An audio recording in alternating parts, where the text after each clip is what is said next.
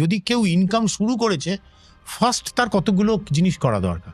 এক নম্বর হচ্ছে, যিনি ইনকাম স্টার্ট করেছেন তাকে প্রথমেই তার দরকার হচ্ছে একটা টার্ম ইন্স্যুরেন্স করা।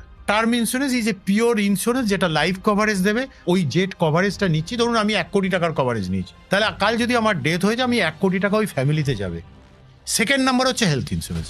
ওয়েলদি পিপলকে পুয়ার করে দিতে পারে একটা হেলথ ইন্স্যুরেন্স না থাকাটা।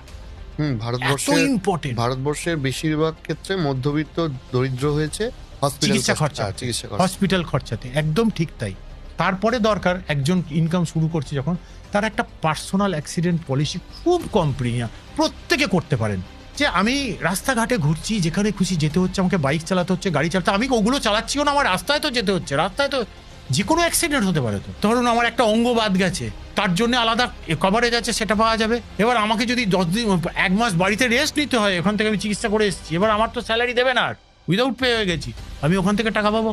তারপরে কি করা দরকার? একটা এমার্জেন্সি ফান্ড। আমরা বেশিরভাগ মানুষ আজকে প্রাইভেট কোম্পানিতে চাকরি করছেন, যে কোনো সময় যে কোনো জব যে কোনো টাইমে যেতে পারে।